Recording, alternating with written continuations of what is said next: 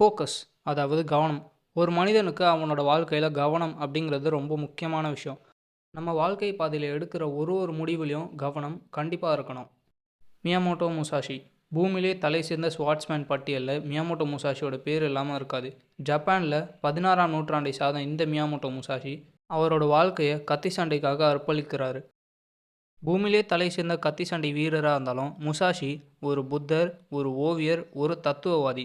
அவர் எழுதின புத்தகங்கள் இன்னை வரைக்கும் பயனுள்ளதாக இருக்குது. அவர் சாகறதுக்கு முன்னாடி அவர் கற்றுக்கிட்ட எல்லா வாழ்க்கை பாடங்களையும் அவரோட புத்தகங்களை எழுதி வச்சிருக்காரு. அதில் சில முக்கியமான புத்தகங்கள் டோக்குடோ அப்புறம் புக் ஆஃப் ஃபைரிங்ஸ். அவர் காலகட்டத்தில் அவரோட தத்துவத்துக்கு ஈடு இணையே கிடையாது. அவர் எழுதிய ஒரு ஒரு புத்தகங்களும் ஒரு ஒரு எழுத்தும் ரொம்ப முக்கியமானதாக இருந்தது.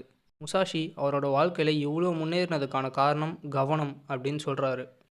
முதல்ல கவனம் அப்படிங்கிற விஷயத்தை பற்றி முழுசாக புரிஞ்சுக்கோங்க. அதுக்கப்புறம் அதை எல்லா விஷயத்துலையும் பயன்படுத்துங்க அப்படின்னு சொல்கிறாரு. அவரோட பாடங்களில் இருக்க ஒரு முக்கியமான விஷயம் என்னன்னு பார்த்தீங்கன்னா, மல்டி டாஸ்கிங் அப்படிங்கிற விஷயத்த நிப்பாட்டுங்க. மல்டி டாஸ்கிங் அதாவது ஒரே நேரத்தில் 2 3 வித்தியாசமான விஷயங்களை செய்கிறது. இந்த விஷயத்தை தவிர்க்கிறது ரொம்ப முக்கியம் அப்படின்னு மியாமோட்டோ முசாஷி சொல்கிறாரு. கவனம் அப்படிங்கிற விஷயம் ஒரு இடத்துல இருந்தால் தான் பார்த்தீங்கன்னா அது முழுசாக செயல்படும். மல்டி டாஸ்கிங் அப்படிங்கிற ஒரு விஷயம் உள்ளே வரும்போது நம்ம கவனம் 2 3 சின்ன சின்ன இடங்களில் பிரியுது. அதாவது ஒரு வேலை செய்யும்போது அந்த இடத்துல இருக்கும், அப்புறம் இன்னொரு வேலை செய்யும்போது இன்னொரு இடத்துல பிரியும். அதனால் மல்டி டாஸ்கிங் அப்படிங்கிற விஷயத்த நிப்பாட்டணும் அப்படின்னு சொல்கிறாரு. அதனால் அடுத்த வாட்டி நீங்கள் மல்டி டாஸ்கிங் அதாவது பக்கம் பக்கமாக பிரித்து வேலை செய்து நிப்பாட்டுங்க. ஒரு விஷயத்து மேலே ஃபோக்கஸ் பண்ணுங்கள், அதுக்கப்புறம் இன்னொரு விஷயத்த முடிக்க பாருங்கள். மல்டி டாஸ்கிங் செய்கிறதுனால நம்ம கவனம் மட்டும் உடையது இல்லாமல் நம்ம சின்ன சின்ன தப்புகளும் செய்ய ஆரம்பிக்கிறோம். இந்த தப்புகள் நம்ம மல்டி டாஸ்கிங்கில் செய்ய ஆரம்பித்தா அதுக்கப்புறம் ஒரு விஷயத்து மேலே ஃபோக்கஸ் பண்ணுறது ரொம்ப கஷ்டமாக இருக்கும். அதனால் மல்டி டாஸ்கிங்கை அடுத்த முறை செய்கிறத நிப்பாட்டுங்க. ஒரு டாஸ்க்கை ஒரு நேரத்தில் முடிக்க பாருங்கள், அதாவது சிங்கிள் டாஸ்கிங். நம்ம ஒரு நேரத்தில் ஒரு டாஸ்க்கை மட்டும் செஞ்சால் நம்மளோட 100% ஃபோக்கஸ் அண்ட் டெடிகேஷன் அந்த டாஸ்க்லேயே இருக்கும். அதனால் மல்டி டாஸ்கிங் மாதிரி சின்ன சின்ன தப்புகள் செய்யாமல் அந்த டாஸ்க்கை நம்மளால் ஈஸியாக ஒரு தப்பு இல்லாமல் செய்ய முடியும். நீங்கள் சிங்கிள் டாஸ்கிங் நிறைய செய்ய ஆரம்பிச்சிங்கன்னா உங்களோட கான்சன்ட்ரேஷன் லெவல் ரொம்பவே அதிகரிக்கும்.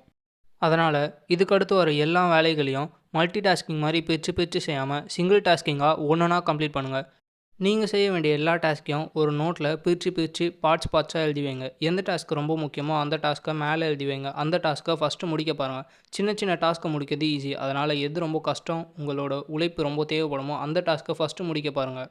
இந்த செக்லிஸ்ட்டை ரொம்ப கவனமாக வச்சுக்கோங்க. உங்களுக்கு எது முடிக்கணுமோ அந்த வேலையை மேலே எழுதி வைங்க. தேவையில்லாத விஷயங்களை கீழே எழுதி வைங்க. ஒரு டாஸ்க்கை முடிக்காமல் இன்னொரு டாஸ்க்குக்கு தயவு செஞ்சு போகாதீங்க. ஒரு டாஸ்க்கை மட்டும் முடிக்கிறதுல கான்சன்ட்ரேஷன் பண்ணுங்கள்.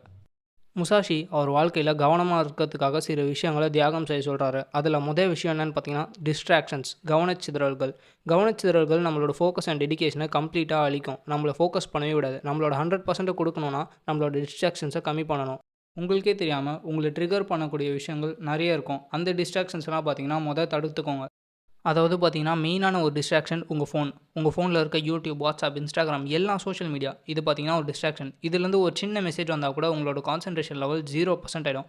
ஏன்னா பூமியிலே ஒன் ஆஃப் த மிகப்பெரிய அடிக்ஷன் பார்த்தீங்கன்னா சோஷியல் மீடியா.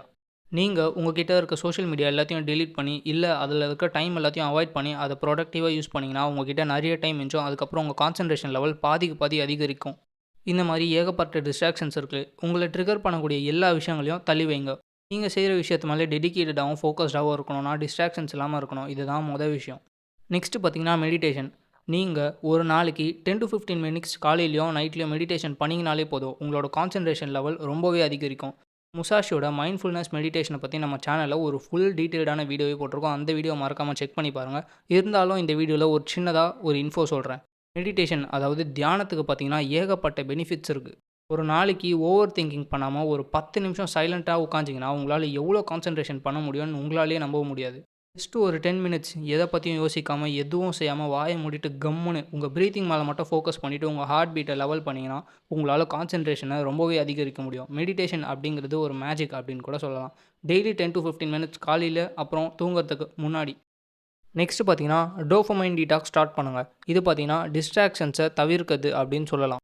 உங்களோட டிஸ்ட்ராக்ஷன்ஸ் என்ன நீங்களே கண்டுபிடிச்சி அதுலேருந்து கொஞ்சம் கொஞ்சமாக வெளியே வருது.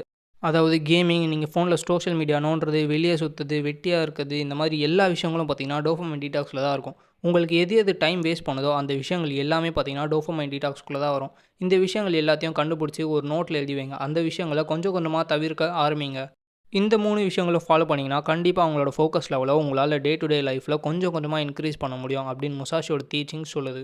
இந்த 3 விஷயங்கள ஃபாலோ பண்ணதுக்கப்புறம் உங்களோட ஃபோக்கஸ் மட்டும் அதிகரிக்காம, உங்களுக்கு நெறைய டைமும் சேவ் ஆகும். உங்க டிஸ்ட்ராக்ஷன்ஸ கம்மி பண்றது, டோபமைன் டீடாக்ஸ் பிராக்டிஸ் பண்ணுறது, மெடிடேஷன் பிராக்டிஸ் பண்ணுறது, இது எல்லா விஷயங்களும் பார்த்தீங்கன்னா, உங்க டைம சேமிக்கும். டைம் எவ்வளோ வேல்யூபிள் அப்படிங்கிறதையும் புரிய வைக்கும். நீங்க டைம எவ்வளோ வேஸ்ட் பண்ணீங்கன்னும் தெரிய வைக்கும். அந்த டைம பார்த்தீங்கன்னா, நீங்க யூஸ்ஃபுல்லான எல்லா விஷயத்திலயும் பயன்படுத்தலாம். அதாவது ஜிம்முக்கு போய் எக்சர்சைஸ் பண்ணுறது. ஃபோக்கஸ் அப்படிங்கிற விஷயம் பார்த்தீங்கன்னா, எல்லாத்துக்கும் ஒரு சென்டர் அப்படின்னு சொல்லலாம். நீங்க சரி எல்லா விஷயங்களுக்கும் ஃபோக்கஸ் தேவை. நீங்க கஷ்டப்பட்டு ஃபோக்கஸ் பண்ணி ஒரு விஷயத்த ட்ரை பண்ணீங்கன்னா, அந்த விஷயம் கண்டிப்பா வெற்றியில தான் முடியும்.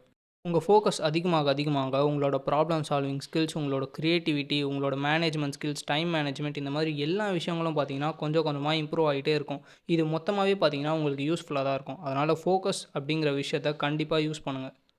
நீங்க தினம் தினம் ஒரு சின்ன விஷயத்து மேல ஃபோக்கஸ் பண்ணீங்கன்னா கூட, அந்த விஷயத்துல உங்களுக்கு புது புது ஐடியாஸ் வரலாம். புது புது ஐடியாஸ் வந்தா புது புது ஆப்பர்ச்சுனிட்டீஸ், அப்புறம் நெறைய கிரியேட்டிவிட்டி லெவல் இன்க்ரீஸ் ஆகும். உங்களோட கான்சன்ட்ரேஷன் லெவலும் பயங்கரமா அதிகரிக்கும். உங்களோட ஃபோக்கஸ் அண்ட் கான்சன்ட்ரேஷன் உங்களோட ஸ்கூல், காலேஜ் மார்க்ஸ், அதுக்கப்புறம் உங்க வேலையில மட்டும் யூஸ்ஃபுல்லா இருக்காம, உங்கள இன்டர்னல் அதாவது மென்டலியா பார்த்தீங்கன்னா ரொம்ப ஸ்ட்ராங் ஆக்கும். உங்களோட கான்சன்ட்ரேஷன் லெவல், உங்களோட எமோஷனல் இன்டெலிஜென்ஸ் இந்த எல்லா விஷயத்துக்கும் பார்த்தீங்கன்னா ஃபோக்கஸ் பயன்படும். இந்த டிஸ்ட்ராக்ஷன்ஸ் நிறைஞ்ச உலகத்தில் ஃபோக்கஸ் அப்படிங்கிற விஷயம் பார்த்தீங்கன்னா எல்லாருமே மறந்துட்டுருப்பாங்க. ஆனால் ஃபோக்கஸ் அப்படிங்கிற விஷயம் உங்களுக்கு லைஃப்பில் இது ரொம்பவே யூஸ்ஃபுல்லாக இருக்கும். உங்களோட ட்ரீம்ஸ் அண்ட் கோல்ஸை அச்சீவ் பண்ணதுக்கு ரொம்பவே ஹெல்ப் பண்ணும். முசாஷியோட டீச்சிங்ஸில் கடைசியில் ஒரு முக்கியமான விஷயத்த சொல்கிறாரு. அதாவது ஃபோக்கஸ் அப்படிங்கிற விஷயம் ரொம்பவே கஷ்டப்பட்டு தான் அடையணும். ஒரு மனுஷன் ஃபோக்கஸ்டாக இருக்கணும்னா அவனோட லைஃப் ஃபுல்லாக அதுக்காக டெடிகேட் பண்ணணும். ஒரு நாளெல்லாம் உங்களால் ஃபோக்கஸை அச்சீவ் பண்ண முடியாது. அதனால் ஃபோக்கஸ் அப்படிங்கிற விஷயம் ஈஸியாக வரும்னு மட்டும் நினச்சிடாதீங்க. ஆனா, அதுக்குன்னு உங்களால ஃபோக்கஸ அடையவே முடியாது அப்படின்னு சொல்ல வரல. தினம் தினம் பார்த்தீங்கன்னா, சின்ன சின்ன ஸ்டெப் எடுத்து வைங்க. ஒரு ஒரு நாளுக்கும் பார்த்தீங்கன்னா, உங்களுக்குள்ள சின்ன சின்ன மாற்றம் வந்துரும். கடைசியா பார்த்தீங்கன்னா, உங்களுக்குள்ள ஒரு பெரிய மாற்றம் ஏற்படும். உங்களோட ஃபோக்கஸ் பார்த்தீங்கன்னா, உங்களோட லைஃப்பையே சேஞ்ச் பண்ணக்கூடியது. ஸோ, ஃபோக்கஸ் அப்படிங்கிற இந்த சின்ன சாப்டர் கம்ப்ளீட் ஆயிடுச்சு. ஒரு சின்ன ஒரு விஷயம் மட்டும் சொல்லிடுறேன். முசாஷி பூமியிலேயே தலை சிறந்த ஸ்வாட்ஸ்மேன் ஆனதுக்கான காரணமே பார்த்தீங்கன்னா, அவரோட லைஃப ஸ்வாட் ஃபைட்டிங் மேல ஃபுல்லா ஃபோக்கஸ் பண்ணாரு. அதனால தான் பார்த்தீங்கன்னா, அவர் பூமியிலேயே தலை சிறந்த ஸ்வாட்ஸ்மேனா இருக்காரு. முசாஷிய பத்தியும், அவர் எழுதிய வாழ்க்கை பாடங்கள பத்தியும் மேலும் மேலும் பார்க்க நம்ம சேனல மறக்காம சப்ஸ்கிரைப் பண்ணிடுங்க. முசாஷியோட டோக்டோ அதாவது தனியாக செல்லும் பாதை அல்லது தனிமையின் பாதை. இந்த புத்தகத்தில முசாஷி 21 வாழ்க்கை பாடங்கள எழுதியிருக்காரு. அதில இருக்க எல்லா ரூல்ஸையும் பார்த்தீங்கன்னா, நம்ம சேனல்ல தமிழ்ல எக்ஸ்பிளைன் பண்ணியிருக்கேன். அதுவும் பார்த்தீங்கன்னா, உங்களுக்கு சூப்பரா யூஸ்ஃபுல்லா இருக்கும். அந்த பிளேலிஸ்ட்ட மறக்காம செக் பண்ணி பாருங்க. ஸோ, இந்த மாரி டெய்லி வீடியோஸ் போடுறதுக்கு உங்களோட சப்போர்ட் கண்டிப்பா தேவை. அதனால நம்ம சேனல சப்ஸ்கிரைப் பண்ணிட்டு மறக்காம அந்த பெல் பட்டனையும் தட்டிடுங்க. நெக்ஸ்ட் வீடியோல உங்கள பார்க்குறேன். பாய்.